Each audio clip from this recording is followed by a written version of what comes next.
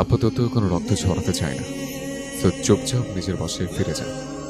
নয়তো তোর এমন অবস্থা করবো যে রাস্তার কুকুরও তোকে খেতে চাইবে না। আয়ান কিছুক্ষণ রাগে দৃষ্টিতে তাকিয়ে রইল। তারপর আচমকা নূরের দিকে এগিয়ে গিয়ে তার হাত শক্ত করে টেনে ধরল। নূর আতকে কেঁপে উঠল। ছাড়েন আমায়, আমি যাবো না আপনার লগে। সে নিজেকে ছাড়ানোর চেষ্টা করলো, কিন্তু আয়ানের শক্তির কাছে ব্যর্থ হলো। আয়ান নূরকে টেনে রুম থেকে বের করে নিতে উদ্যত হতেই আচমকা আদ্রিক তার হাত চেপে ধরল। মুহূর্তেই পুরো পরিবেশ থমথমে হয়ে উঠল। আদ্রিকের চোখে তখন ভয়ঙ্কর আগুন জ্বলছে, চোয়াল শক্ত, মুখের রাগ স্পষ্ট ফুটে উঠেছে।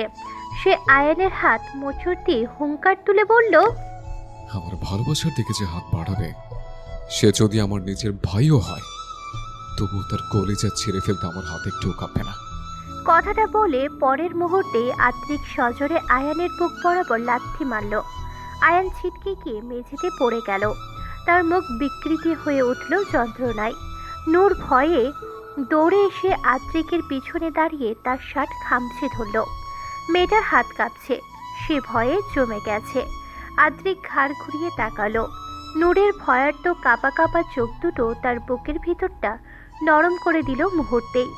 কিছু না বলে সে আলতো করে নূরের কপালে ঠোঁট ছুঁয়ে দিল। ভালোবাসার সেই ক্ষণিক পরশে যেন আশ্বাস ছিল। আমি আছি। তারপর নূরকে নিজের পিছন থেকে সরিয়ে নিরাপদ দূরত্বে দাঁড় করিয়ে দিল। কিন্তু পরের মুহূর্তেই সে আবার আগের রূপে ফিরে এলো। একটা হিংস্র সিংহের মতো ঝাঁপিয়ে পড়ল আয়ানের উপর। দুজনের মধ্যে শুরু হয়ে গেল ভয়ঙ্কর মারামারি। এলোপাথারি ঘুষি, ধাক্কা, লাথি, কেউ কাউকে ছাড় দিচ্ছে না। রাগ, প্রতিশোধ আর ভালোবাসা হারানোর ভয়ে দুজনই যেন উন্মাদ হয়ে উঠেছে।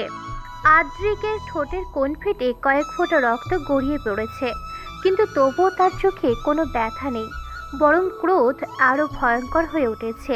অন্যদিকে আয়ানের অবস্থা বেশ খারাপ। মুখে, গালে, বুকের পাশে আঘাতের চিহ্ন স্পষ্ট। ঠিকমতো দাঁড়িয়েও থাকতে পারছে না সে।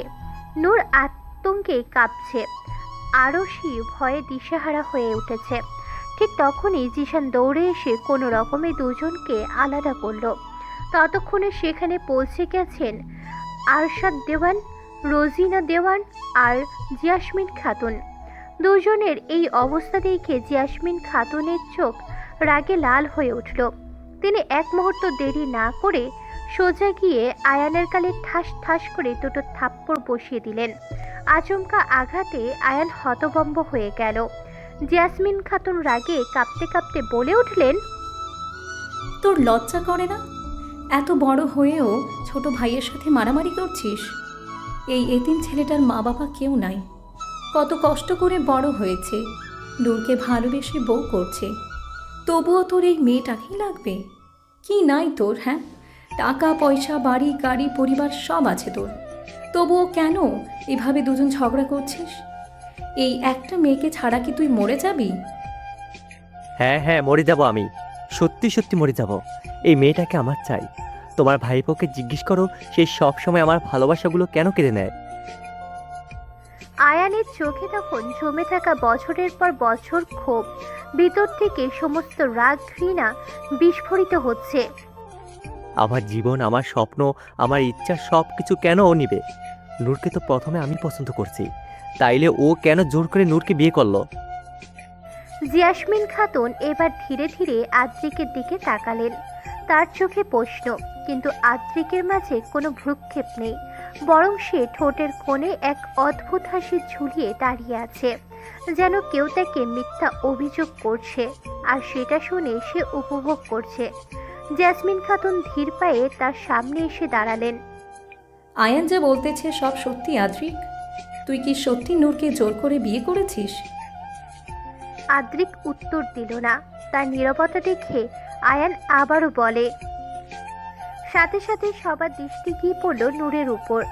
জিয়াসমিন খাতুন ধীরে ধীরে তার দিকে এগিয়ে গেলেন। নূর তাকে দেখেও আরো জড়সড় হয়ে গেল। তার বুক কাঁপছে, হাত দুটো শক্ত হয়ে আছে। জিয়াসমিন খাতুন কঠোর গলায় বললেন, আয়ান যা বলতেছে সব সত্যি নূর? আদ্রিক কি তোমাকে জোর করে বিয়ে করেছে? প্রশ্নটা শুনে নূর যেন বেলুনের মতো চুপসে গেল। সে বুঝতে পারছে না কি উত্তর দেওয়া উচিত। একবার আদ্রিকের দিকে তাকায় আর একবার আয়ানের দিকে। আয়ানকে সে অনেক আগে থেকে চেনে।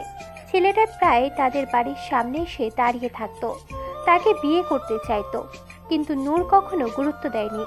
ভেবেছিল নিছক পাগলামি, কিন্তু আজ বুঝেছে সেটা শুধু পাগলামি ছিল না। আর জেসমিন খাতুন বারবার প্রশ্ন করেও কোনো উত্তর পাচ্ছেন না। অন্যদিকে আদ্রিক অসহায় দৃষ্টিতে তাকিয়েছে নূরের দিকে।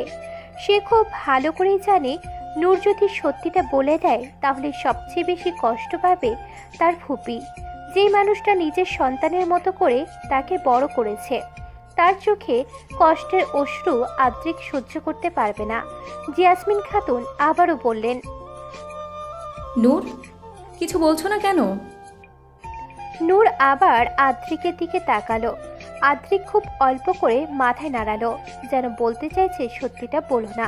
নূরের বুকের ভিতরটা মোচড় দিয়ে উঠল। অবশেষে সে কাঁপা কাঁপা গলায় উত্তর দিল, আপনার কোথাও ভুল হইতেছে ফুপি। আমাগো বিয়া আমার মতেই হয়েছে। উনি আমারে জোর করে বিয়ে করে নাই। কথাগুলো বলতে বলতেই নূরের দু চোখ বেয়ে টপ টপ করে অশ্রু গড়িয়ে পড়ল। কিন্তু সেই কান্না কিসের? ভয়, কষ্ট, নাকি নিজের অনুভূতি লুকানোর যন্ত্রণা? সেটা কেউ বুঝতে পারল না। হঠাৎই আয়ান আবার গর্জে উঠল। তার চোখ দুটো রাগে লাল হয়ে আছে, বুক ওঠানামা করছে দ্রুত। সে আঙ্গুল তুলে আদ্রিকের দিকে তাকিয়ে চিৎকার করে বলল, পুফি, তুমি নূরের কথা বিশ্বাস করো না। নূর মিথ্যা বলছে। আদ্রিক ওকে ব্ল্যাকমেল করে বিয়ে করেছে। আদ্রিক এবার ধীরে ধীরে সামনে এগিয়ে এলো।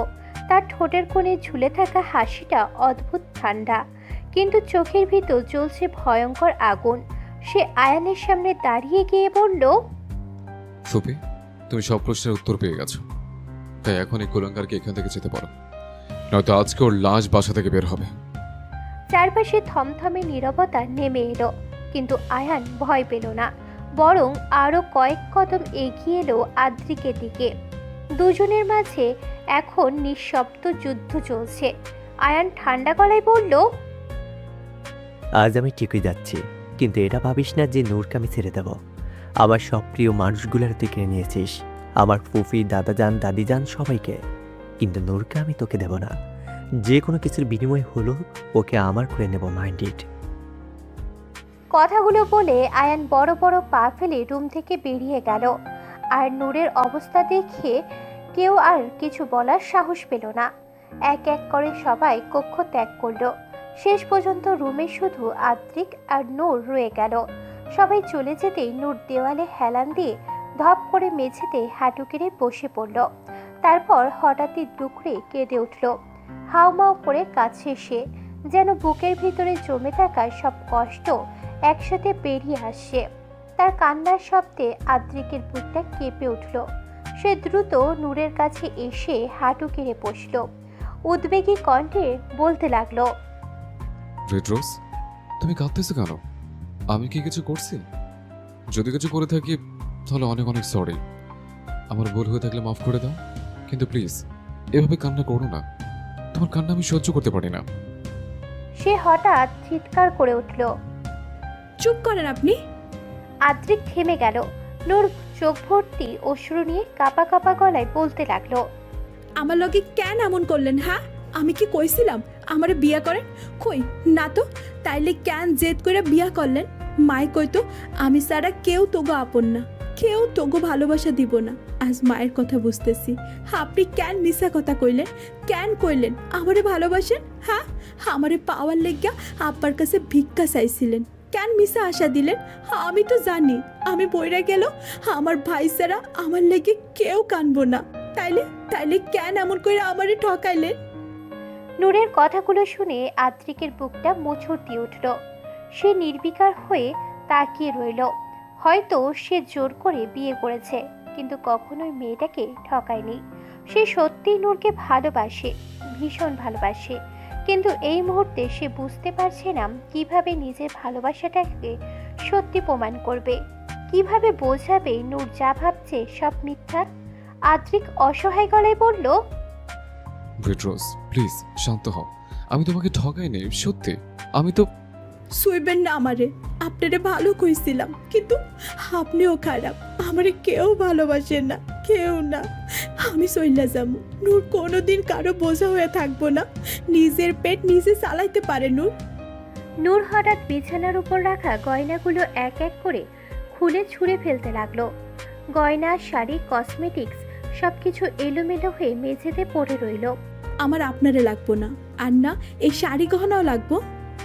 কথাগুলো বলে নূর দরজা থেকে ছুটে গেল। আদ্রিকও দ্রুত তার পিছনে দৌড়ালো। ভেট্রোস এমন করো না, প্লিজ থেমে যাও। কিন্তু নূর শুনল না। সে কাঁদতে কাঁদতে সিঁড়ি বেয়ে নিচে নামতে লাগলো।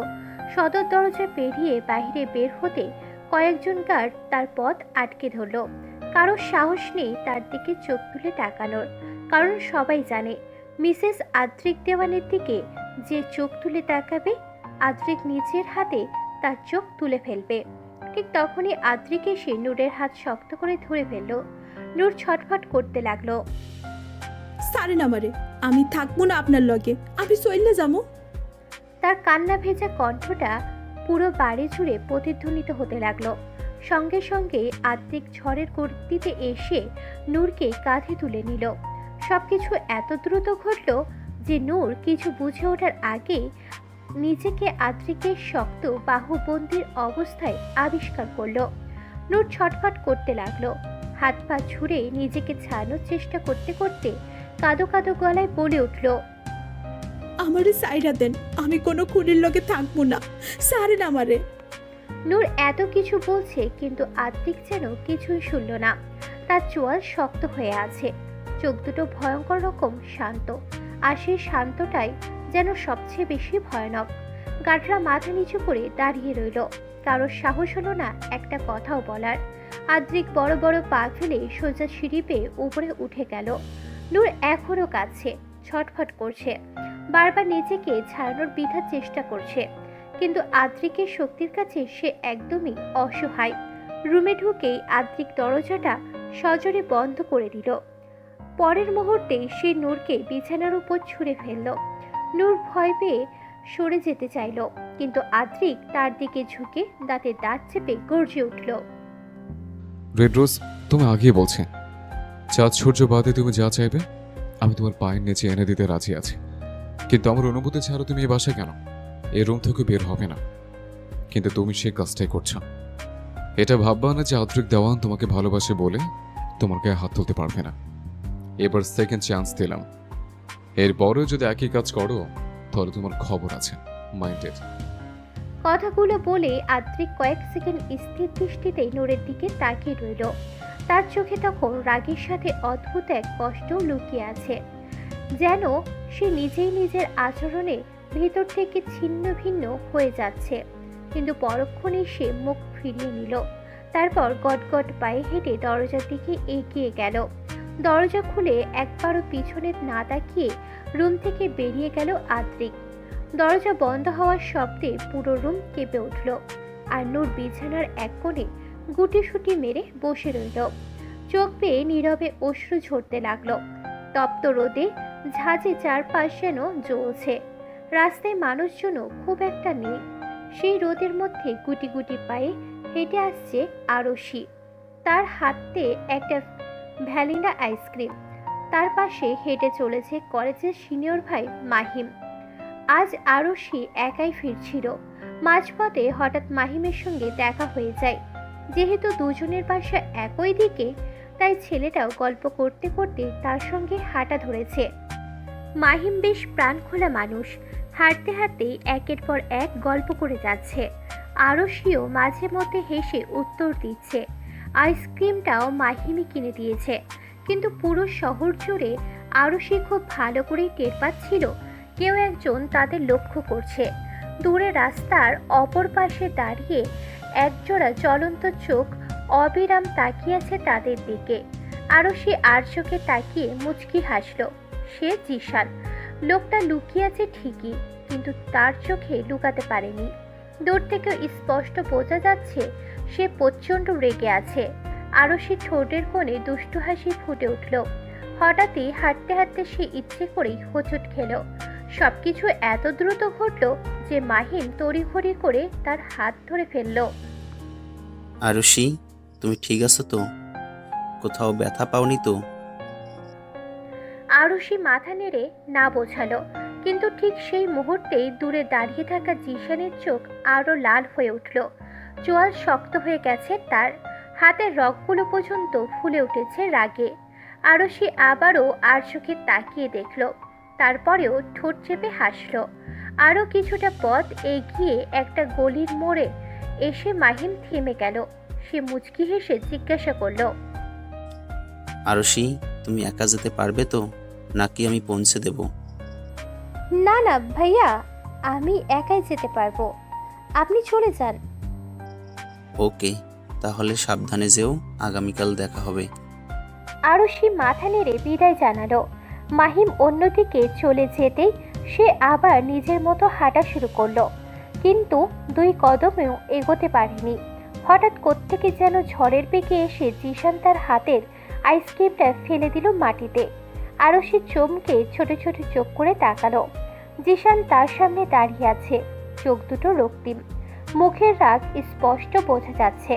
কিন্তু আরশি যে কিছুই হয়নি এমন ভাব করে ভেজকি কেটে সামনে এগিয়ে যেতে চাইল। ঠিক তখনই জিশান তার হাত শক্ত করে চেপে ধরল, এক ঝটকায় টেনে নিজের বুকের সঙ্গে মিশিয়ে নিল তাকে।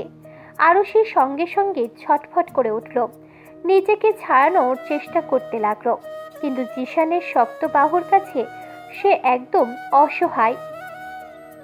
ভাইয়া ছাড়ো, আমায় লাগছে। জিশান নিচু হয়ে তার চোখের দিকে তাকালো, গলায় জমাট রাগ। আমি টাচ করলে তোর খুব লাগে, তাই না আসে? হ্যাঁ লাগছে, ছাড়ো না। কিন্তু জিশান তাকে ছাড়ল না, বরং আরো শক্ত করে জড়িয়ে ধরে কটমট দৃষ্টিতে তাকিয়ে রইল। ওই ছেলেটা যখন তোকে টাচ করলো তখন তো তুই ছটফট করিসনি, এখন কেন করছিস? আমার স্পর্শ তোর ভালো লাগে না? আরও সে এবার সত্যিই রেগে গেল। সে নিজেকে ছাড়ানোর চেষ্টা করতে করতে বলল, এসব নোংরা কথা বলছো কেন? আমি পড়ে যাচ্ছিলাম, তাই ভাইয়া আমাকে ধরেছে, এর মধ্যে খারাপ কি আছে? জিশানের চোখের দৃষ্টি আরো ভয়ঙ্কর হয়ে উঠল। সে দাঁতের দাঁত চেপে আওড়ায়, তুই রাস্তার মাঝে পড়ে থাকবি, তবুও আমি ব্যতীত অন্য কোনো পুরুষ তোকে স্পর্শ করবে, এটা আমি সহ্য করতে পারবো না। আরও সে থমকে গেল। কয়েক সেকেন্ড চুপ থেকে ধীরে ধীরে বলল, কেন? আমি তোমার কে হই যে শুধু তুমি আমাকে স্পর্শ করবে? জিশান থেমে গেল। আরশির প্রশ্নটা খুব সাধারণ ছিল, অথচ এই মুহূর্তে সেটার উত্তর দেওয়াটাই তার কাছে পৃথিবীর সবচেয়ে কঠিন কাজ মনে হচ্ছে। আমি তোমার কে হই? এই ছোট্ট প্রশ্নটার উত্তর তো তার হৃদয়ে বহু আগেই দিয়ে ফেলেছে। আরশি দেওয়ান শুধু তারই। সে চায় এই চঞ্চল মেয়েটাকে নিজের জীবনে রানী বানাতে, নিজের নামের সঙ্গে তার নাম জুড়ে দিতে, দিনের শেষে নিজের রুমে ফিরে এই মেয়েটার মুখটাই দেখতে। কিন্তু মুখে বলতে গেলেই যেন সব সাহস উবে যায়। যদি আরশি তাকে ফিরিয়ে দেয়, তাহলে সে কিভাবে সহ্য করবে? সে পারবে না, একদমই পারবে না। এই বাচ্চামো করা, সারাক্ষণ ঝগড়া করা, চোখ রাঙানো মেয়েটার উপর সে ভয়ঙ্করভাবে আসক্ত হয়ে গেছে। আরশি ড্যাব ড্যাব করে তার দিকে তাকিয়ে আছে, চোখে স্পষ্ট অধীর অপেক্ষা। সে জানে জিশানের মুখ থেকে একটা কথাই শুনতে চায়, ভালোবাসি। কিন্তু জিশান চুপ। তার নীরবতায় আরশির মুখটা সঙ্গে সঙ্গে ছোট হয়ে গেল। বিরক্ত হয়ে ঠোঁট বাঁকিয়ে বলল, কি হলো, বলছো না কেন? আমি তোমার কে হই?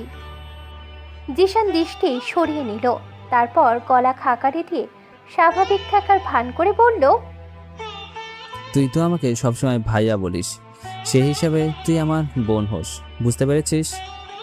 কথাটা শুনে আরশি ভীষণ রাগ হলো। সে ঠোঁট ফুলিয়ে অন্যদিকে তাকালো।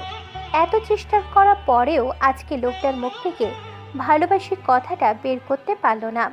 কিন্তু আরশি দেওয়ান এত সহজে হাল ছাড়ার মেয়ে নয়। সে ঠিক করেছে যেভাবেই হোক একদিন জিশানকে নিজের মুখে স্বীকার করাবেই। লোকটার বুক ফেটে যায়, তবুও মুখ ফাটে না। হঠাৎ জিশানে ঠান্ডা গলা ভেসে এলো। আরশি, আমি তোকে ভালোবাসি। তুই না বললি আজ ভার্সিটিতে আসবি না, তাহলে এসেছিস কেন? আমার দরকার ছিল তাই এসেছি। সেই জন্য কি তোমাকে কৈফিয়ত দিতে হবে? জিশান এবার কটমট করে তাকালো। অবভিয়াসলি, তোকে বারণ করার পরও আমাকে না জানিয়ে বাসা থেকে বের হয়েছিস, এর জন্য তোকে পানিশমেন্ট পেতে হবে।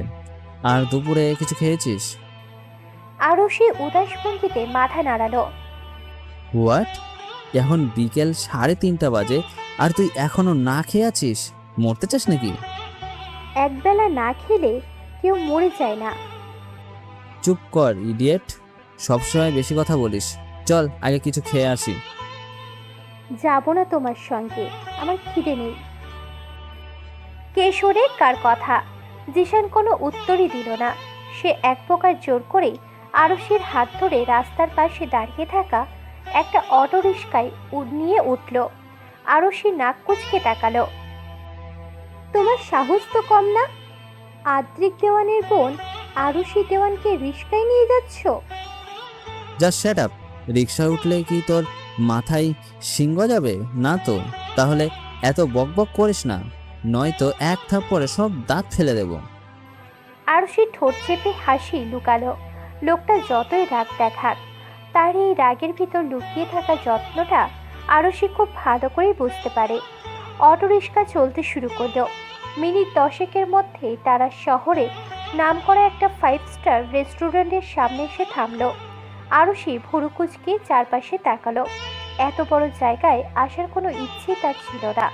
সে তো মাঝপথে কয়েকবার বলেছে যাবে না, কিন্তু জিশান নামক লোকটা কারোর কথা শোনে নাকি? এক প্রকার টেনে হিচড়ে তাকে এখানে নিয়ে এসেছে। রেস্টুরেন্টের ভিতরে ঢুকতেই ঠান্ডা এসির বাতাস শরীর ছুঁয়ে গেল। চারপাশে আভিজাত্য পরিবেশ, মৃদু আলো, নিচু ভলিউমের গান বাজছে, কিন্তু আরশির মুখ তখনও ফুলে আছে। জিশান তাকে একটা টেবিলের সামনে এনে বসালো। নিজেও তার একদম পাশ ঘেঁষে বসে পড়ল। আরশির রাগ আরও বেড়ে গেল।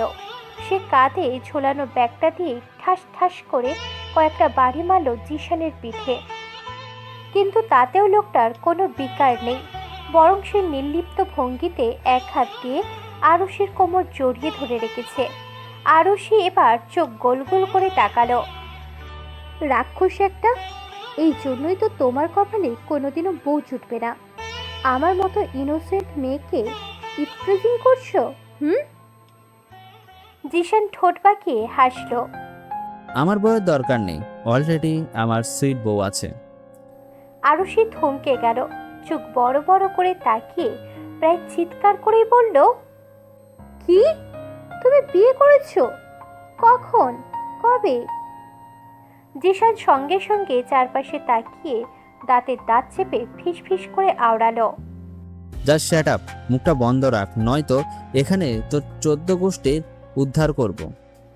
সঙ্গে সঙ্গে আরশি ঠোঁট চেপে চুপ মেরে গেল। ঠিক তখনই রেস্টুরেন্টের দরজা ঠেলে ভিতরে ঢুকলো আরও দুজন ছেলে। তাদের দেখে জিশানের মুখে হাসি ফুটে উঠল। সে উঠে দাঁড়িয়ে সামনে এগিয়ে গেল। দোস্ত, তোরা এখানে কেমন আছিস? সামনে দাঁড়িয়ে থাকা দুজন হচ্ছে রাহাত আর মাহাতি, জিশানের কলেজ লাইফের বন্ধু। তিনজন একে অপরকে জড়িয়ে ধরে কোলাকুলি করলো। এরপর মাহাতির দৃষ্টি গিয়ে আটকালো আরশির উপর। সে এক পলক তাকিয়ে গাল ভরা হাসল। তার আগে বল ওই মেয়েটাকে। So sweet. জিশানের মুখ মুহূর্তে শক্ত হয়ে গেল। সে চোখ রাঙিয়ে তাকালো। চোখ না মাশারা, ওটা আমার পাখি, বেশি নজর দিলে চোখ তুলে ফেলবো। মাহাতি নাক সিটকালো। ইবলিশ শয়তান একটা, ওর জন্য কাউকে পছন্দ করতে পারি না। কলেজ থেকে ভার্সিটি, যাকে আমার ভালো লেগেছে উল্টো তোকে পছন্দ করে বসে আছে, আর এখন এই বয়সে এসে একজনকে পছন্দ হলো, এটাও তোর পাখি। আমি গিয়ে ববির সঙ্গে একটু প্রেম আলাপ করে আসি। তার কথা শুনে রাহাত আর জিশান একসঙ্গে হো হো করে হেসে উঠল। মাহাতি আরশির দিকে এগোতে লাগলো, কিন্তু সে যখনই আরশির পাশে বসতে যাবে ঠিক তখনই জিশান দ্রুত গিয়ে নিজেই সেই জায়গায় বসে পড়ল। তারপর ধীরে ধীরে মাথা ঘুরিয়ে এমন এক দৃষ্টি দিল মাহাতিকে যেন আর 1 ইঞ্চি এগোলেই খুন করে ফেলবে। মাহাতি শুকনো ঢোক গিলল। রাহাত পাশে দাঁড়িয়ে মুচকি হাসতে লাগলো। সে এবার আরুষির দিকে তাকিয়ে বলল, ভাবি কেমন আছেন? আরুষি ফ্যাল ফ্যাল করে তাকিয়ে রইল। রাহাত বুঝতে পেরে সঙ্গে সঙ্গে কাশল। সরি বলে ফেলছি। তোমার নাম আরশি, রাইট? আরুষি ধীরে মাথা নাড়ালো। তারপর রাহাত টুকটাক গল্প শুরু করলো, কিন্তু মাহাতি তখনও ড্যাপ ড্যাপ করে তাকিয়েছে আরুষির দিকে, যেটা জিশানের মোটেও সহ্য হচ্ছিল না। সে টেবিলের নিচ থেকে আচমকা সজোরে একটা লাথি মারল মাহাতির পায়ে। মাহাতি হুড়মুড় করে দাঁড়িয়ে গেল। জিশান চোখ দিয়ে শাসালো। মাহাতি একটু দমে গেল ঠিকই, কিন্তু পরক্ষণে আবার হাসলো। হাসি নামটা কিন্তু অনেক সুইট। আরুষি ভদ্রভাবে হেসে বলল, থ্যাঙ্কস ভাইয়া। এম মাহাতি। আরুষির সঙ্গে সঙ্গে নাক মুখ কুঁচকে তাকালো। তারপর একদম সিরিয়াস মুখে বলে ফেলল, আপনার মা হাতি? সিরিয়াসলি? আপনি আবার সেটা এত বড় মুখে বলে নিজের মাকে ছোট করছেন? মুহূর্তে মাহাতি তো হতবম্ব। সে তড়িঘড়ি করে বলল, এই না, আমার মা হাতি না, আমার নাম মাহাতি। ও, আমি তো ভেবেছিলাম আপনার মা হাতি। কথাটা শেষ হতেই রাহাত আর জিশান একসঙ্গে হো হো করে হেসে উঠল। আর মাহাতি বেচারা বেবকুফের মতো দাঁড়িয়ে রইল। জিশান চেয়ারটায় হেলান দিয়ে বসেছিল। হঠাৎ যেন কিছু মনে পড়তেই সে রাহাতের দিকে তাকালো। দোস্ত, তুই আমাকে একটা নাম্বার হ্যাকিং করে দিতে পারবি? রাহাত সঙ্গে সঙ্গে ভুরু নাচালো। আরে ইয়ার, পারবো না কেন?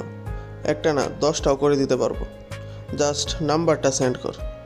এই হ্যাকিংয়ের ব্যাপারে আমার আবার না শব্দটা নেই। জিশান হেসে মাথা নাড়ালো। তারপর তখনই আচমকা তার পায়ে কারণ নখের খামচি লাগলো।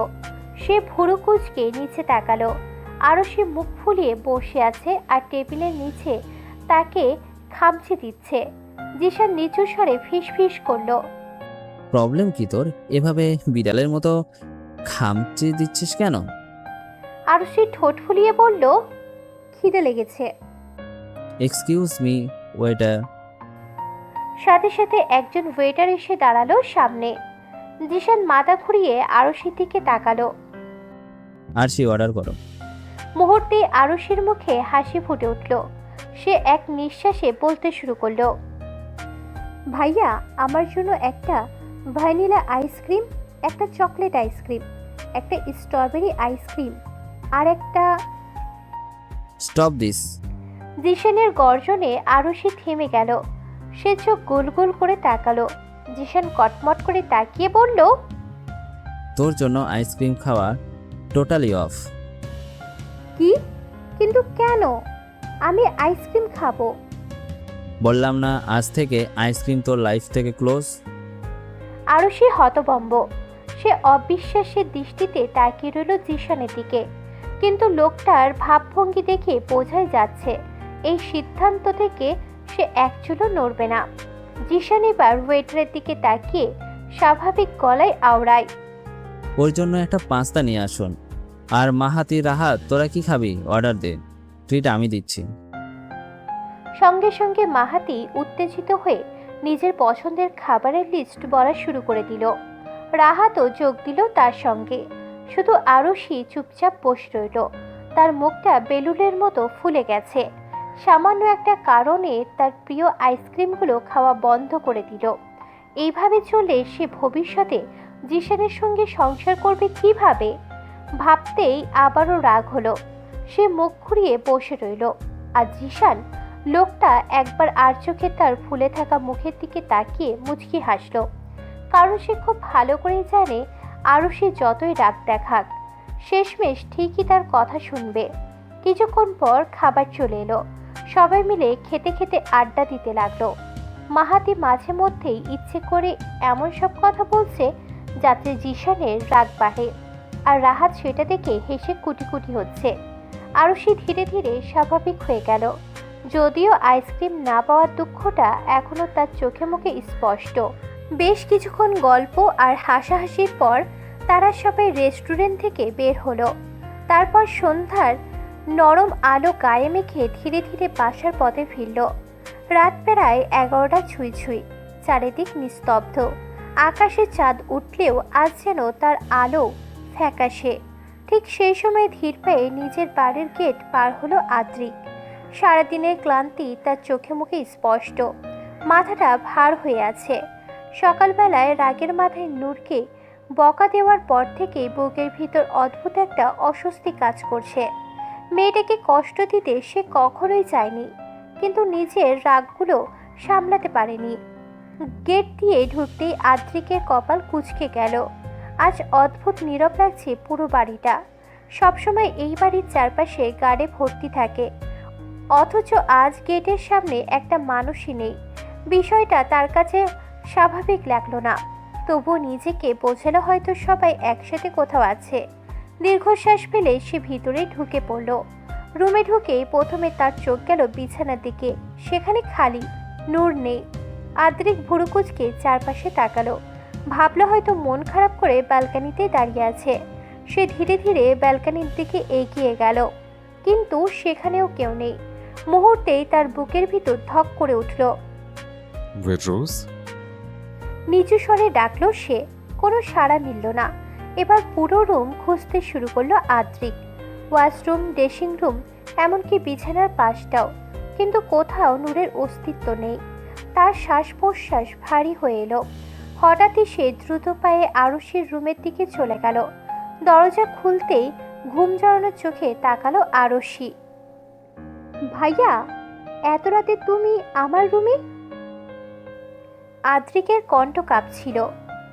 রেড রোজ কোথায়? ও কি তোর সাথে আছে? আরুষি বিস্মিত হলো। নূর না তো, 2-3 ঘন্টা আগেও আমাদের সাথে ছিল। আমরা সবাই মিলে গল্প করছিলাম। তারপর বলল ওর নাকি ঘুম পাচ্ছে, তাই নিজের রুমে চলে গেল। আমি তো পরে গিয়ে দেখেও এসেছি, ঘুমাচ্ছিল। আদ্রিকের বুকের ভিতরটা মোচড় দিয়ে উঠল। তাহলে এখন কোথায় গেল? এরপর দুজন মিলে পুরো বাড়ি খুঁজতে লাগলো। এক রুম থেকে আর এক রুম, ছাদ, কিচেন রুম, স্টোর রুম, কোথাও নেই নূর। ততক্ষণে জিশানও এসে যোগ দিয়েছে, কিন্তু নূরের কোনো খোঁজ মিলল না। প্রতিটা মুহূর্তে আদ্রিকের ভিতরের ভয়টা আরো বাড়তে লাগলো। বুকের ভিতর অজানা আশঙ্কা তীব্র হচ্ছে। হঠাৎই যেন কিছু মনে পড়তে সে দৌড়ে সিঁড়ি বেয়ে নিচে নেমে গেল। সোজা বাড়ির পিছনের দিকে। জিশান আর আরশিও তার পিছু নিল। পিছনে যেতেই সবার পা থেমে গেল। চারপাশে তার গার্ডগুলো মাটিতে পড়ে আছে, সবাই অচেতন। একজনকে তো গাছের সাথে শক্ত করে বেঁধে রাখা হয়েছে, মুখটাও কাপড় দিয়ে বাঁধা। জিশান দ্রুত দৌড়ে গিয়ে লোকটার মুখের বাঁধন খুলে দিল। বাঁধন খোলার সাথে সাথেই লোকটা এসে আদ্রিকের পা জড়িয়ে ধরল। ভয়ে তার পুরো শরীর কাঁপছে। বস, আমাদের মাফ করে দিন। আমরা ম্যাডামকে আটকাতে পারিনি। ম্যাডাম পালিয়ে গেছেন। কথাটা শুনে যেন পুরো পৃথিবী অন্ধকার হয়ে গেল আদ্রিকের কাছে। তার চোখ মুহূর্তে রক্তিম হয়ে উঠল। হোয়াট? গর্জে উঠল সে। রাগে তার শরীর কাঁপছে, চোখ যেন আগুন জ্বলছে। হুট করেই পাশে পড়ে থাকা একটা লাঠি হাতে তুলে নিল আদ্রিক। তারপর পাগলের মতো সেই লোকটার উপর আঘাত করতে শুরু করলো। তোরা এতজন থাকতে আমার রেড রোজ পারলো কিভাবে? তোদের টাকাতে কিসের জন্য? একটা মেয়েকে সামলাতে পারলি না? লোকটা ব্যথায় চিৎকার করছে। অন্য গার্ডগুলো অচেতন অবস্থায় পড়ে আছে। জিশান তাড়াতাড়ি গিয়ে আদ্রিককে থামানোর চেষ্টা করলো। ভাই প্লিজ শান্ত হ, আগে ভাবি কোথায় গেল সেটা বের করতে হবে। কিন্তু আদ্রিক যেন শুনছেই না। তার মাথায় এখন একটাই চিন্তা, নূর চলে গেছে, তার রেড রোজ তাকে ছেড়ে চলে গেছে। শেষমেশ জিশান অনেক কষ্টে তাকে থামালো। আদ্রিক হাঁপাচ্ছিল, চোখে মুখে উন্মত্তা। সে ঝটকা মেরে লোকটার কলার চেপে ধরল। আমার রেড রোজ কিভাবে ভালো না? লোকটা কাঁপতে কাঁপতে বলল, ম্যাডাম, আমাদের শরবত। দিয়েছিল বস। আমরা প্রথমে খেতে চাইনি, কিন্তু ম্যাম জোর করলো আর আপনার নাম বলে ভয়ও দেখালো। তারপর শরবতের সাথে ঘুমের ওষুধ মিশিয়ে সবাইকে খাইয়ে দেই। আমি ফোনে কথা বলতে একটু বাইরে গিয়েছিলাম, ফিরে এসে দেখি সবাই অচেতন। ম্যাম আমাকে লাঠি দিয়ে মেরে এই গাছের সাথে বেঁধে রেখে চলে গেছে। আদ্রিক দাঁতে দাঁত চেপে পড়ল। কোন দিকে গেছে? লোকটা কাপা হাতে রাস্তার দিক দেখিয়ে দিল। মুহূর্তে আদ্রিক বুঝে গেল নূর কোথায় গেছে। সে নিজের ভাইয়ের কাছে গেছে। 1 সেকেন্ডও দেরি করল না আদ্রিক। দ্রুত বাইকের দিকে এগিয়ে গেল। জিশানও তার পিছু নিল। পরের মুহূর্তেই ভয়ঙ্কর গতিতে বাইক ছুটতে শুরু করলো অন্ধকার রাস্তা ধরে।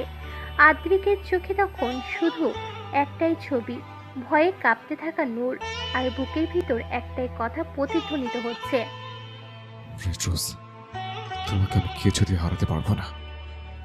প্রায় 10 মিনিটের মাথায় আদ্রিক আর জিশান বাইক এসে থামলো নূরদের ভাঙাচোরা টিনের ঘরের সামনে।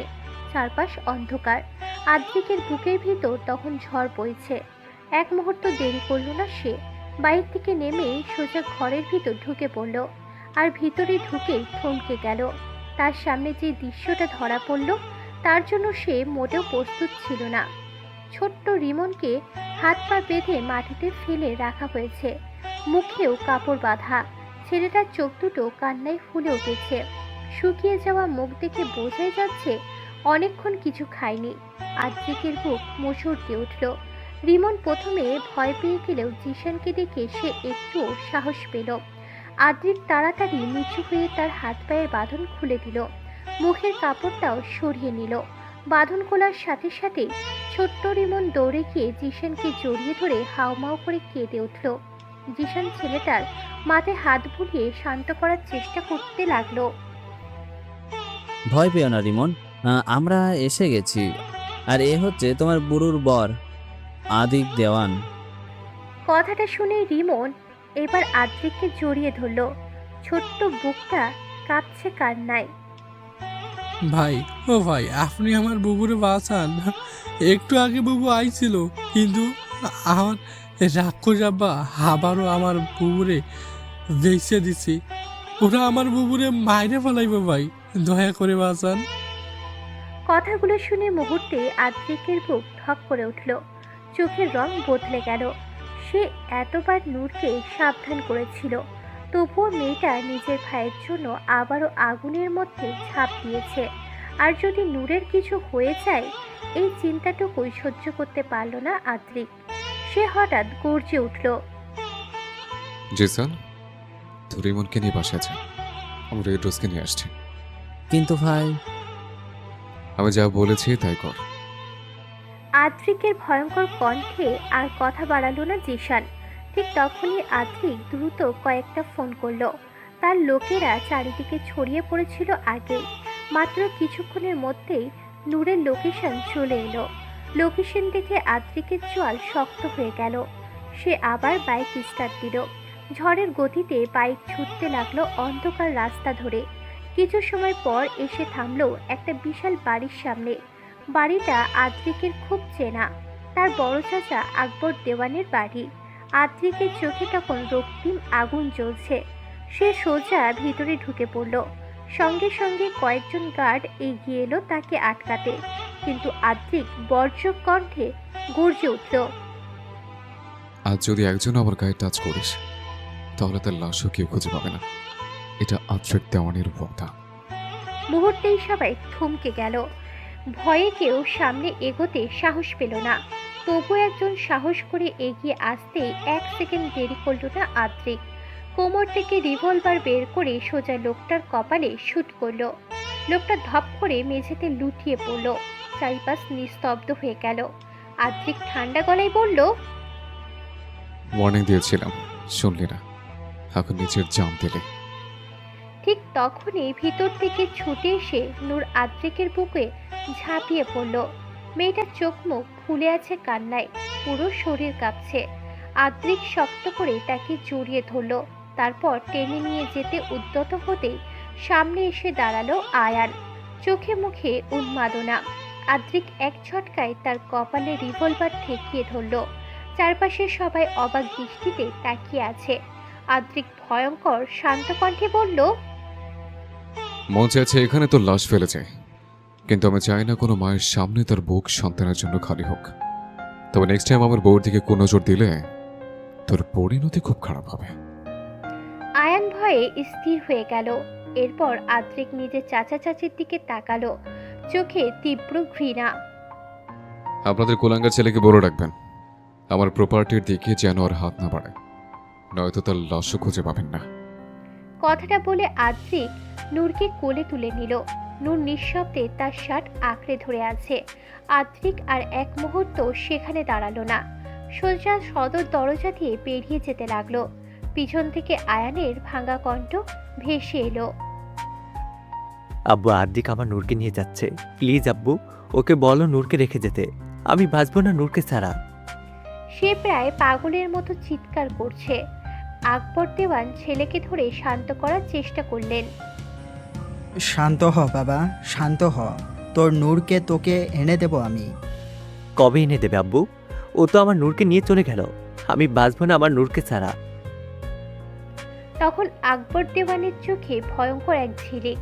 ঠোঁট বাঁকিয়ে ধীরে ধীরে বললেন, তোর বাবা তোকে প্রমিস করছে, তোর নূরকে আমি যে কোনো কিছুর বিনিময়ে তোর কাছে নিয়ে আসব। আকবর দেওয়ান কখনো কারোর সামনে মাথা নত করে না। যেখানে ওর বাবা আমার সাথে পারেনি, সেখানে ও কিভাবে পারবে? কথা শেষ করে তিনি ধীরে ধীরে বাঁকা হাসলেন। এই হাসির কারণ শুধুমাত্র তিনিই বুঝলেন। আদ্রিক নূরকে কোলে নিয়ে বাসার ভিতরে ঢুকলো। তাকে দেখেই সবাই চমকে উঠল। তার পুরো মুখ আগুনের মতো লাল হয়ে আছে, চোখ দুটো ভয়ঙ্কর রকমের রক্তিম। দেখেই বোঝা যাচ্ছে সে ভয়ানক রেগে আছে। কেউ সাহস করে কিছু জিজ্ঞাসা করলো না। আদ্রিক কারোর দিকে না তাকিয়ে সোজা নিজের রুমের দিকে হাঁটতে লাগলো। জিশান অনেক আগেই রিমনকে নিয়ে বাসায় পৌঁছে গিয়েছিল। ছোট্ট রিমন যখন নিজের বোনকে আদ্রিকের কোলে অচেতন অবস্থায় দেখল, তখনই ভয় পেয়ে গেল। সে তড়িঘড়ি করে তাদের পিছু নিল, কিন্তু রুমে ঢোকার আগেই আদ্রিক নূরকে বিছানার উপর ফেলে দিল। তারপর বিদ্যুৎ গতিতে দরজার ভিতর থেকে লক করে দিল। বাহিরে দাঁড়িয়ে থাকা সবাই হতভম্ব হয়ে গেল। নূর ভয় ভরা চোখে তাকিয়ে আছে আদ্রিকের দিকে। তার পুরো শরীর কাঁপছে। আদ্রিক ধীরে ধীরে তার দিকে এগিয়ে আসছে, চোখে এমন এক ভয়ঙ্কর দৃষ্টি যা দেখে নূরের বুক শুকিয়ে গেল। পরের মুহূর্তেই পরপর কয়েকটা থাপ্পড় বসল নূরের গালে। আঘাত এতটাই তীব্র ছিল যে মুহূর্তের মধ্যেই তার গাল লাল হয়ে উঠল। নূর কেঁপে উঠল। আদ্রিক এক ঝটকায় তার গলা চেপে ধরে গর্জে উঠল, তোকে বলেছিলাম না আমার পারমিশন ছাড়া এই রুম থেকে বের হবে না? তাহলে তুই আমার সব গার্ডের চোখ ফাঁকি দিয়ে পারলে কিভাবে? হ্যাঁ, কি ভেবেছিলে আমি তোকে খুঁজে পাবো না? তুই আদ্রিক দেওয়ানের কাছ থেকে মুক্তি চাস? নূর কাঁদতে শুরু করলো।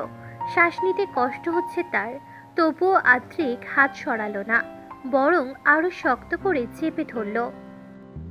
এত জেদ কিভাবে হয় তোর? আমার কথা অমান্য করতে তোর বুক কাঁপলো না? মরার জন্য পাকনা গজিয়েছে তোর? এত সাহস যে আমার কাছ থেকে পালাবি? ঠিক তখনই বাহিরে থেকে রিমনের কান্না ভেজা কণ্ঠ ভেসে এলো, ভাই আমার বুবুরে ছাইরা দেন, আমার বুবু আর যাইব না, দয়া করে মাইরেন না, আমার বুবু মরে গেলে আমি কারে বুবু কমু? ছোট্ট ছেলেটা দরজায় ধাক্কা দিচ্ছে আর হাউমাউ করে কাঁদছে, কিন্তু তবুও আদ্রিকের রাগ কমল না। সে ধীরে ধীরে নূরের গলা ছেড়ে দিল। নূর হাঁপাতে লাগলো, কিন্তু পর মুহূর্তেই আদ্রিক কোমর থেকে নিজের বেল্ট খুলে ফেলল। বেলটা হাতে রেখেই নূরের বুক কেঁপে উঠল। তার আত্মা যেন শুকিয়ে গেল। আজ তার সাথে খুব খারাপ কিছু হতে যাচ্ছে সেটা বুঝে গেছে। আদ্রিক হিংস্র সিংহের মতো ঝাঁপিয়ে পড়ল তার উপর। সপাসপ কয়েকটা বেল্টের আঘাত পড়ল নূরের শরীরে। প্রতিটা আঘাতে নূর কেঁপে উঠছে। তার শরীর আগেই দুর্বল ছিল, এত কষ্ট সহ্য করার মতো শক্তি আর ছিল না তার। হঠাৎই সে নিস্তেজ হয়ে গেল। ধপ করে বিছানা থেকে নিচে পড়ে গেল নূর। মুহূর্তেই যেন আদ্রিকের হুঁশ ফিরল। তার বুক কেঁপে উঠল। সে কি করে ফেলেছে। বিদ্যুৎ গতিতে দৌড়ে গিয়ে নূরকে তুলে নিজের বুকের সাথে জড়িয়ে নিল। রেড রোজ, সে প্রায় চিৎকার দিয়ে উঠল, কিন্তু নূর অজ্ঞান হয়ে তার বুকে লেপ্টে রইল। রেড রোজ, এই রেড রোজ, কি হলো তোমার? প্লিজ চোখ খুলে যান। আম সরি, আমি একটু আঘাত করবো না, প্লিজ কথা বলো, প্লিজ। কিন্তু নূরের কোনো সাড়া নেই। তার নিস্তেজ শরীরটা আদ্রিকের বুকের সাথে মিশে আছে। ভয়ে আদ্রিকের পুরো শরীর ঠান্ডা হয়ে গেল। সে তাড়াতাড়ি গিয়ে দরজা খুলে দিল। দরজা খোলার সাথে সাথেই সবাই হুড়মুড় করে ভিতরে ঢুকে পড়ল। আদ্রিক চিৎকার করে উঠল, জিসান প্লিজ ডক্টর আঙ্কেলকে আসতে বলো। আমার রোজ কথা বলছে না, আমি এটা কি করে ফেললাম? তার চোখ বেয়ে অশ্রু গড়িয়ে পড়ছে। সে আবারও গিয়ে নূরকে শক্ত করে জড়িয়ে ধরল, পাগলের মতো তাকে ঝাঁকাচ্ছে। রেড রোজ কথা বলো না প্লিজ, আমার ভুল হয়েছে, প্লিজ চোখ খোলো। কিন্তু কোনো সাড়া মিলল না। রিমন নিজের বোনের এমন অবস্থা দেখে আরো জোরে কেঁদে উঠল। জিশান দ্রুত ডক্টরকে ফোন করল। কিছুক্ষণের মধ্যেই ডক্টর চলে এলেন। তিনি নূরকে ভালোভাবে চেক আপ করলেন, তারপর কিছু মেডিসিন লিখে দিলেন। জিশান দ্রুত সেগুলো আনতে বেরিয়ে গেল। আরশি আর জেসমিন খাতুন নূরের পাশে বসে আছে। রিমন ফুপিয়ে ফুপিয়ে কাঁদছে। হঠাৎ ডক্টর আদ্রিককে ডাকলেন। আদ্রিক মাথা নিচু করে গিয়ে দাঁড়ালেন তার সামনে। ডক্টরের চোখে হতাশা স্পষ্ট। আদ্রিক, আমি জানি তুমি নিজের রাগ কন্ট্রোল করতে পারো না, কিন্তু তাই বলে একটা ছোট্ট মেয়ের উপর এভাবে আঘাত করা ঠিক হয়নি। আদ্রিক অসহায় চোখে তাকালো। কিন্তু আঙ্কেল, আমি ওকে এতটা আঘাত করতে চাইনি, সত্যি চাইনি। ডাক্তার দীর্ঘশ্বাস ফেললেন। আমি বুঝতে পারছি তোমার আঘাত হয়তো স্বাভাবিক একজন মানুষ সহ্য করতে পারত, কিন্তু নূর শারীরিক আর মানসিক দুই দিক থেকেই দুর্বল। ওর শরীর এত চাপ নিতে পারেনি। তবে ভয় পেও না, সব ঠিক হয়ে যাবে। আদ্রিক আর কিছু বলতে পারল না। ডাক্তার কিছু নির্দেশনা দিয়ে চলে গেলেন। তারপর জেসমিন খাতুন ধীরে ধীরে উঠে দাঁড়ালেন। তিনি রাগে কাঁপছিলেন। আদ্রিকের দিকে তাকিয়ে বললেন, তোকে আমি এই শিক্ষা দিয়েছি? একটা ছোট্ট মেয়ের গায়ে এভাবে পশুর মতো আঘাত করলি? তোর থেকে আয়ান শত গুণে ভালো। ও অন্তত নূরকে এত কষ্ট দিত না। ভালোবাসতে না পারলে অন্তত কষ্ট দিস না। মেয়েরা টাকার জন্য পাগল হয় না, তারা শুধু একটু যত্ন চায়। তোকেও এসব বলে লাভ কি? যে মানুষ হাজারটা খুন করতে পারে, সে একটা নিষ্পাপ মেয়েকে আঘাত করতে পারবে না? কথাগুলো বলে তিনি চলে গেলেন। আদ্রিক স্থির হয়ে দাঁড়িয়ে রইল। এই প্রথম তার ফুপি তাকে এইভাবে কথা বলল। আর সে বুঝতে পারল কেন। কারণ জেসমিন খাতুন নিজেও একসময় এমন আঘাত সহ্য করেছিলেন। আজ নূরের মধ্যে হয়তো তিনি নিজের অতীতটাই দেখতে পেয়েছেন। তারপর সবাই এক এক করে রুম থেকে বেরিয়ে গেলেও রিমন কিছুতেই তার বোনকে ছেড়ে যেতে রাজি হচ্ছিল না। ছোট্ট ছেলেটা বারবার নূরের হাত আঁকড়ে ধরে কাঁদছিল। শেষ পর্যন্ত জিশান অনেক বুঝিয়ে সুঝিয়ে তাকে নিজের সাথে নিয়ে গেল। রুমে এখন শুধু আদ্রিক আর নূর। নূর নিস্তেজ হয়ে বিছানায় পড়ে আছে।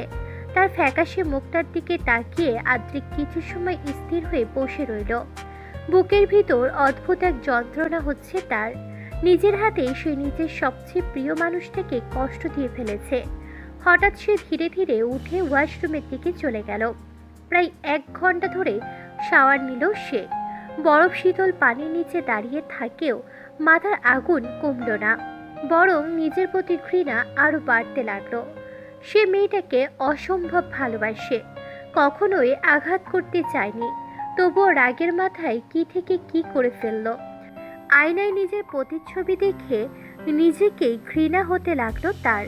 একসময় ধীরে ধীরে ওয়াশরুম থেকে বের হলো আদ্রিক। তার চুল ভেজা, চোখ লালছে। গুটি গুটি পায়ে এসে নূরের পাশে বসলো। মেয়েটা নিশ্চুপ হয়ে শুয়ে আছে, নিঃশ্বাস মৃদু ওঠানামা করছে।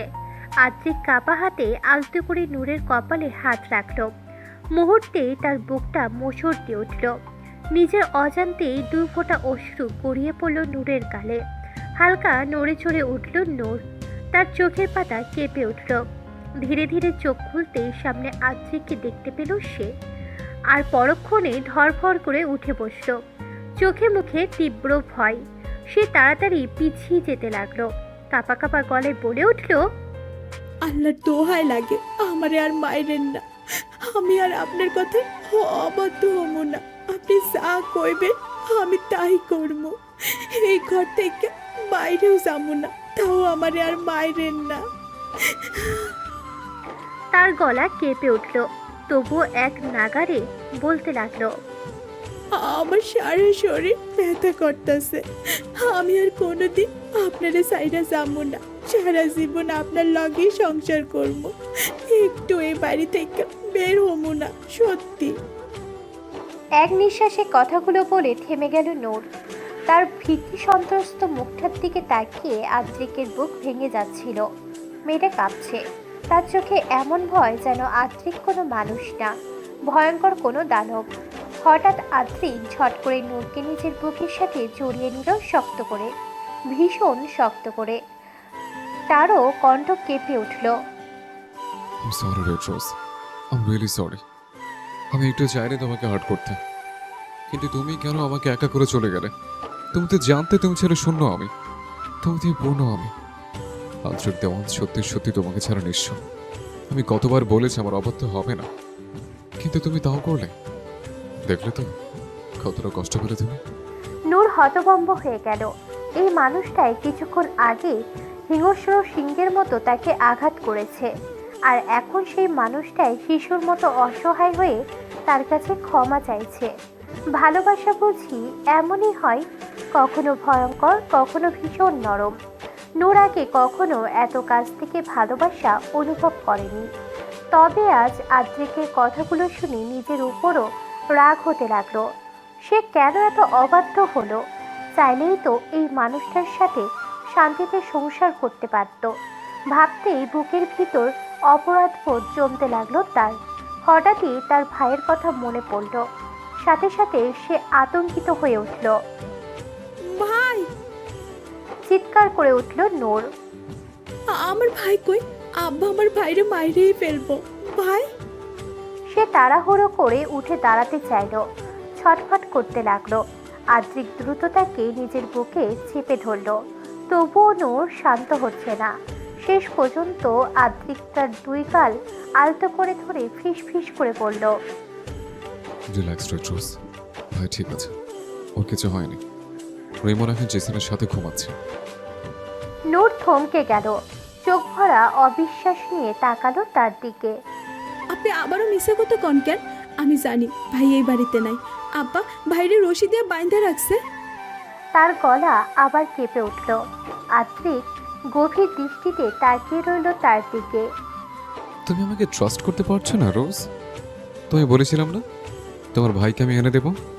গড প্রমিস, রেমন এখন এই বাড়িতে আছে। বিশেষ হচ্ছে না তো? চলো এখনো জিসানের রুমে নিয়ে যাচ্ছে তোমাকে।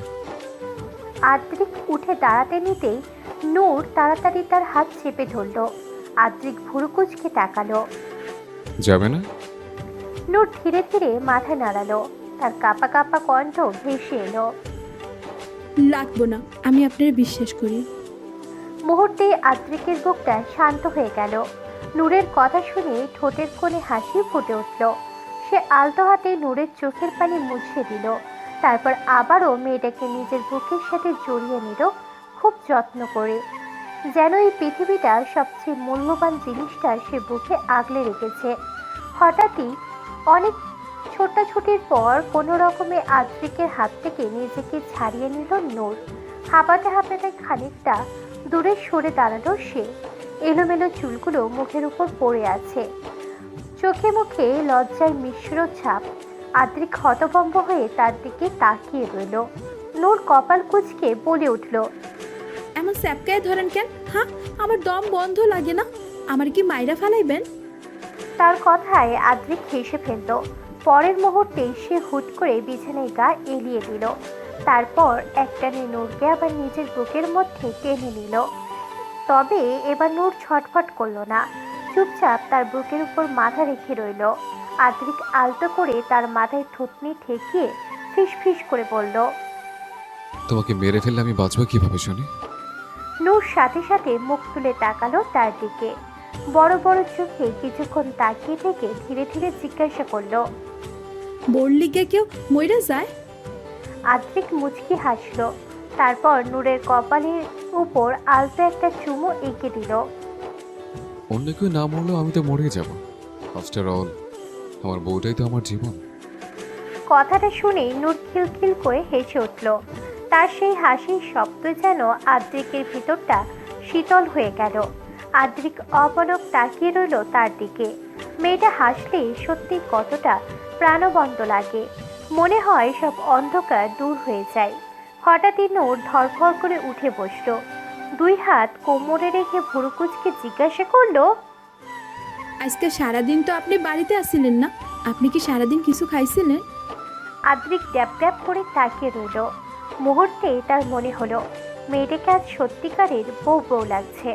সে মৃদু হেসে বলল, রেড রোজ, আজ কেমন তুমি বউ বলাচ্ছে না? বউ বউ লাগবো কেন? আমি তো আপনার বউই হই। নাকি আমারে আপনার বউ হিসেবে ভালো লাগে না? আদ্রিক সাথে সাথে তার কোমর জড়িয়ে নিজের কাছে টেনে নিল। এত কাছে যে নূরের নিঃশ্বাসও যেন অনুভব করতে পারছে। তারপর নিচু স্বরে আওড়ালে, ভালো না লাগলে কি বউ করে আনতাম নাকি? আমার যে মিষ্টি বউকে ভীষণ ভালো লাগে। সারাদিন শুধু তাকিয়ে থাকতে ইচ্ছে করে, ভীষণ করে ভালোবাসতে ইচ্ছে করে, কিন্তু সেটা তো আমার মিষ্টি বউ বুঝে না। নূর মুহূর্তেই লজ্জায় নুয়ে গেল। গাল দুটো টকটকে লাল হয়ে উঠল। সে তাড়াহুড়ো করে নিজেকে আদ্রিকের হাত থেকে ছাড়িয়ে নিল। তারপর গুটি গুটি পায়ে দরজার দিকে এগোতে লাগলো। ঠিক তখনই আদ্রিক পিছন থেকে জিজ্ঞাসা করলো, কোথায় যাচ্ছ? নূর দরজার কাছে দাঁড়িয়ে ঘাড় ঘুরিয়ে তাকালো। তারপর মুচকি হাসলো। আপনার লেগে খাওয়ান নিয়ে আইছি। আদ্রিক ভুরু তুলে তাকালো। আবার পালাবে না তো? নূর এবার ঠোঁট কামড়ে ছোট্ট একটা হাসলো। তারপর ধীরে ধীরে বলল, আর পারবো না। এখন থেকে আমি আপনার বউ হয়ে থাকবো, আপনার লগে সংসার করবো সারা জীবন। কথাটা বলেই সে লাজুক হাসি দিয়ে রুম থেকে বেরিয়ে গেল। আর আদ্রিক স্থির হয়ে তাকিয়ে রইল দরজার দিকে। তার বুকের ভিতর তখন এক অদ্ভুত শান্তি। মনে হচ্ছে বহুত দিন পর তার রেড রোজ সত্যি তার হয়ে গেছে। কিন্তু তবুও আদ্রিকের পুরোপুরি বিশ্বাস হলো না মেয়েটা আবার পালাবে না তো। এই ভয়টা এখনো বুকের ভিতর কাটার মতো বিঁধে আছে। তাই নূর রুম থেকে বের হতেই সেও নিঃশব্দে তার পিছু নিল। নূর ধীরে ধীরে কিচেন রুমে ঢুকলো। সেখানে গিয়ে খুব মন দিয়ে আদ্রিকের জন্য খাবার বেড়ে নিতে লাগলো। ভাত, মাছের ঝোল সব সুন্দর করে প্লেটে সাজালো। তারপর হঠাৎই দুষ্টুমি ভরা হাসি ফুটলো তার ঠোঁটে। চারপাশে তাকিয়ে লুকিয়ে এক মুঠো লঙ্কা গুঁড়ো তুলে মাছের ঝোলে মিশিয়ে দিল। নূর ঠোঁট চেপে হাসতে হাসতে বিড়বিড় করে, আমারে মাইর দিছেন না, তার লেগে আপনারও আমি এই ঝাল তরকারি দিয়া খাওয়ামো। উফ, এখনো শরীরটা ব্যথা করতেছে, রাক্ষস লোক একটা। তারপর আবার হাসলো। আপনার লগে সারা জীবন সংসার করবো, তয় আমার জ্বালা যন্ত্রণা আপনি সহ্য করবেন না তা কেমনে হয়? কন্যা ভালোবাসেন আমায়, তাইলে আমার জ্বালাও সহ্য করেন। কথাগুলো শুনে আড়াল থেকে দাঁড়িয়ে থাকা আদ্রিক মুচকি হেসে ফেলল। তার বুকটা অদ্ভুত উষ্ণতায় ভরে উঠল। মেয়েটা তাকে শাস্তি দিতে চাইছে, অথচ সেই শাস্তির মাঝেও ভালোবাসা লুকিয়ে আছে। আদ্রিক দ্রুত পা টিপে টিপে আবার রুমে ফিরে এলো। আগের মতোই স্বাভাবিক হয়ে বিছানায় বসে রইল, যেন কিছুই জানে না। কিছুক্ষণ পর নূর খাবারের প্লেট হাতে রুমে ঢুকলো। একগাল হাসি দিয়ে প্লেটটা আদ্রিকের সামনে ধরল।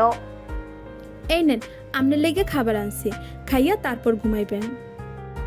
আদ্রিক ভুরু তুলল। নূর সাথে সাথে চোখ বড় বড় করলো। খাইবেন না?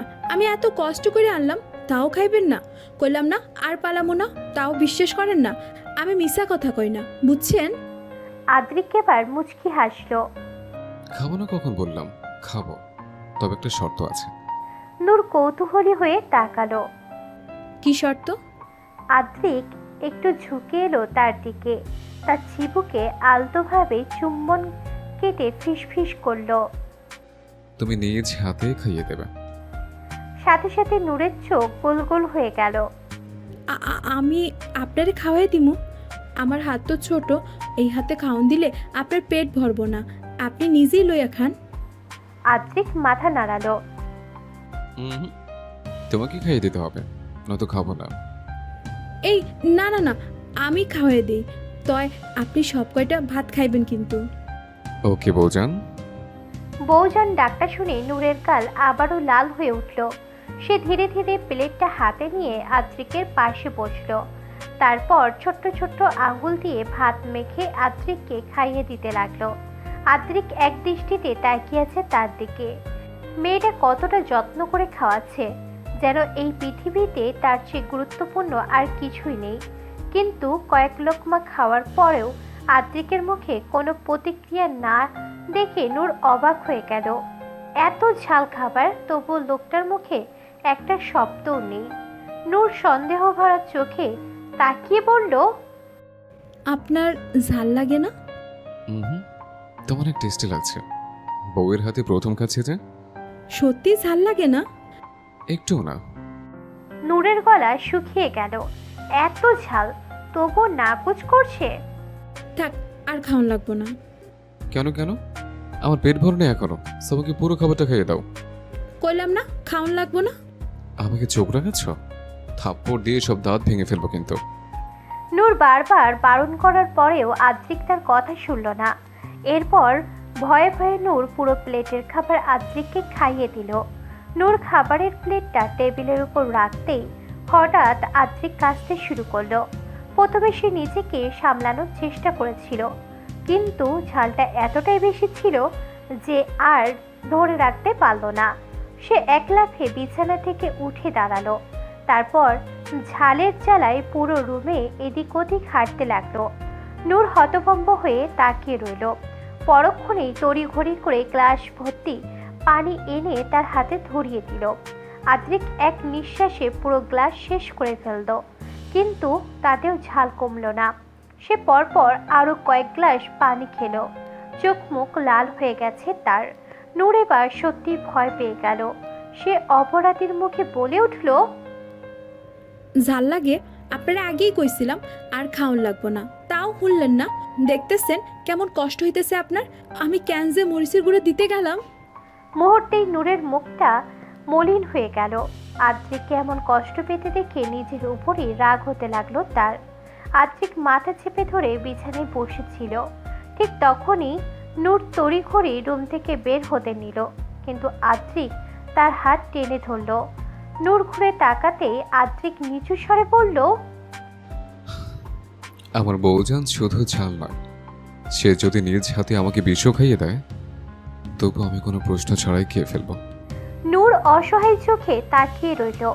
লোকটা সত্যি এমন কেন? তার কষ্ট সহ্য করার অভ্যাস আছে, কিন্তু আদ্রিকের তো নেই। তবুও শুধু তার হাতের খাবার বলে কিছু না বলেই খেয়ে গেল। ভাবতেই বুকের ভিতরটা অদ্ভুত একটা অনুভূতি হলো নূরের। সে ঠোঁট ফোলালো। বুঝছি, পিরিত একেবারে উতলায় পড়তেছে। দেখি সারেন, আমি মিষ্টি লয়ে আইহি, খাইলে আর জাল লাগবো না। কিন্তু আদ্রিক তাকে ছাড়ল না, বরং এক ঝটকায় নূরকে বিছানার উপর ফেলে দিল। তারপর নিচেও উপর হয়ে ঝুঁকে পড়ল। নূর চোখ বড় বড় করে তাকিয়ে রইল। আদ্রিক নিচু স্বরে আওড়ায়, মিষ্টি লাগবে না জান, আমার মিষ্টি তো এখানে আছে। আছে যখন তাহলে কন নাই কেন? দেখি সরেন, আগে মিষ্টি খাইয়া দিয়া নই।